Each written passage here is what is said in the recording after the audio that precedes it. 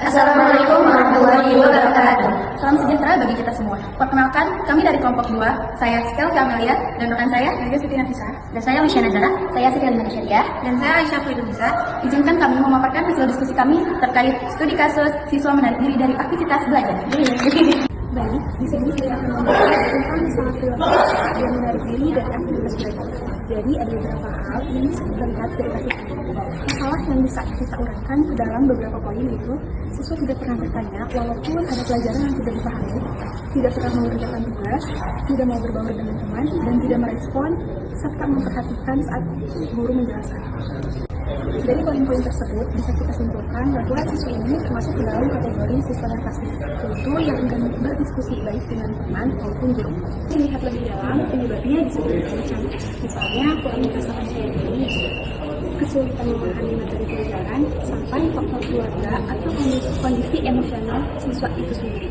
Adapun tujuan sistem manajemen perilaku, ada dua hal yang perlu kita perhatikan, yaitu mengembangkan perilaku serta mengoreksi perilaku.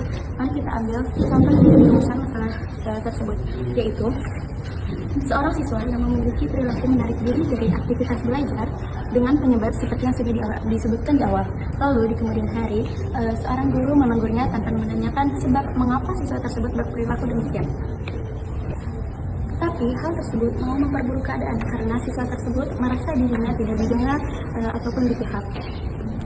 Solusi yang berhasil ialah pendekatan personal secara berkala, memberikan list tambahan untuk dapat mengelola pembelajarannya.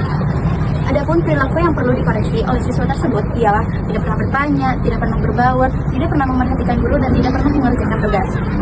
Tujuan perilaku yang perlu dikembangkan adalah siswa tersebut berpindah tempat duduk ke bagian tengah serta mengerjakan minimal 50% dari 100% tugas yang diberikan oleh guru. Nah, strategi yang harus dilakukan oleh guru kepada siswa tersebut dengan membangun hubungan dengan siswa, menempatkan siswa dalam kelompok yang beranggota tidak dominan, serta memberikan positive think kepada pencapaian siswa tersebut, mau itu pencapaian kecil ataupun pencapaian besar, mengevaluasi pembelajaran pada siswa tersebut. Halo, saya Siti Syariah. Di sini saya akan menjelaskan bagaimana cara menghubungkan tadi kasus ini dengan nilai-nilai Islam. Adapun nilai-nilai Islam yang saya ambil di sini ada rahmah, adalah, dan uswah. Jadi yang pertama ada rahmah, di mana sikap ramah ini sebagai landasan pendekatan emosional. Misal ada masalah, siswa terlihat murung dan tidak berinteraksi, maka pendekatan hubungan yang bisa kita ambil di sini adalah dengan peduli dan bersikap dan peduli dan berempati. Nah, solusi yang bisa kita ambil di sini adalah dengan pendekatan pribadi, misalnya dengan mengajak si anak tersebut berbicara 4 mata. Tanya, kenapa kok akhir-akhir ini kamu terlihat diam, apa ada masalah? Nah, seperti itu contohnya. Adapun nilai yang kedua adalah yang artinya keadilan. Ada di sini sebagai prinsip perlakuan di kelas. Misalnya masalah di sini ada siswa yang tidak mengerjakan tugas serta tidak berpartisipasi dalam kelas.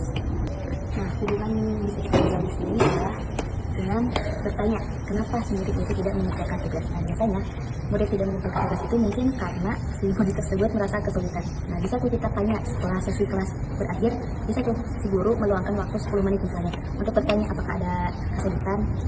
Nah, jika memang ada kesulitan, mungkin si guru bisa membantu si anak tersebut.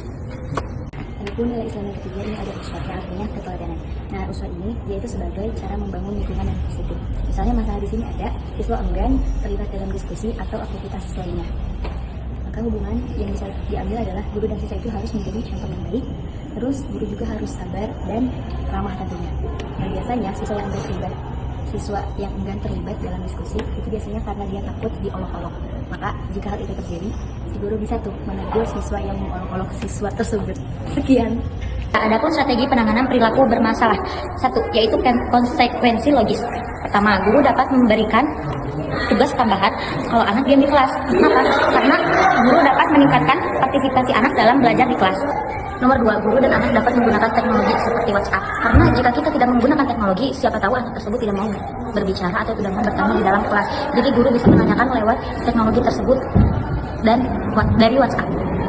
Yang kedua ada komunikasi efektif. Guru dapat menggunakan metode pembelajaran yang interaktif seperti diskusi kelompok atau belajar sambil bermain untuk meningkatkan partisipasi anak dalam belajar. Yang kedua ada menggunakan bahasa yang sederhana atau bahasa yang mudah dipahami oleh muridnya. Langsung saja saya akan membahas tentang aturan kelas dan strategi penguatan. Kelas, guru akan mendeteksi perubahan murid dari awal semester. Dan guru secara konsisten akan memberikan dukungan dan memantau perkembangan murid. Adapun aspek reward, guru akan memberikan pujian atau hadiah apresiasi pengalaman positif. Hasil yang diharapkan peningkatan motivasi murid. Aspek konsistensi, penerapan aturan dan dukungan konsisten. Hasil yang diharapkan, murid merasa lingkungan kelas lebih stabil. Dan aspek timing, intervensi awal setelah deteksi perubahan perilaku. Hasil yang diharapkan, murid lebih cepat mendapatkan dukungannya. Cukup sekian, terima kasih. Terima kasih banyak. Sekian presentasi kami dari kelompok 2. Mohon maaf banyak salah kata. Wallahu yaqulul haq wa huwa yahdis sabil. Wassalamualaikum warahmatullahi wabarakatuh.